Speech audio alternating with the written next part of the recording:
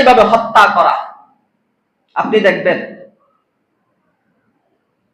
জুলুম করলো, অন্যায় করলো, চাঁদাবাজি করতে গেল, দুর্নীতি করতে গেল, চাঁদা দেয় নাই, গুলি করে মেরে দিয়েছে। তার কি কোনো দোষ ছিল? চাঁদা না দেওয়া এটা কি দোষ? তাহলে অন্যায়ভাবে হত্যা করার অধিকার কি কারো আছে? আল্লাহ রাব্বুল আলামিন বলেন, ওয়ালা তাকতুলুন নাফসাল্লাতী হারামাল্লাহু ইল্লা বিল হক। আল্লাহ বললেন অন্যায়ভাবে কোনো মানুষকে হত্যা করা এটা হারাম। কে বললেন? আল্লাহ।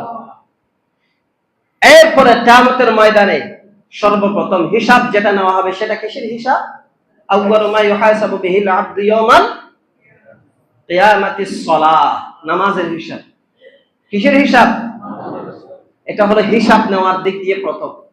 তো বিচারের দিক দিয়ে প্রথম কি? রাসূল বললেন আউয়ালু মা ইউকাদা বাইনান নাসি ফিদ দিমা। কিয়ামতের মাঠে সর্বপ্রথম বিচার যেটা হবে সেটা হলো রক্ত যে আপনি ঝরালেন সেটার বিচার হবে। সেটা কি হবে? কিয়ামতের ময়দানে সর্বপ্রথম কিসের বিচার হবে? হিসাব হবে নামাজের।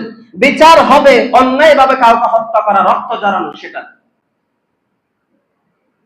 এরপর আল্লাহ বললেন ওয়ামান ইয়াকতুল মুমিনান মুতাআম্মিদান ফাজাযাউহু জাহান্নাম খালিদান ফিহা। ইচ্ছাকৃতভাবে কাউকে যদি আপনি হত্যা করেন, জায়গা জমির বিরোধ নিয়ে কোনো দোষ নাই, আপনি মেরে ফেললেন, তাহলে তার স্থান হলো জাহান্নাম। তার স্থান কোথায়? খালিদান ফিহা। যে ভাইরা আমার, এভাবে অন্যায়ভাবে যদি কেউ হত্যা করে তার দোয়া আল্লাহর দরবারে কবুল হয়? সারা জিন্দেগি আল্লাহর কাছে বলেন, আল্লাহ আমার একটু এটা দাও, ওইটা দাও। আর বেটা তুই তো মানুষকে খুন করছস, তার তোরা দিবে কেমনে?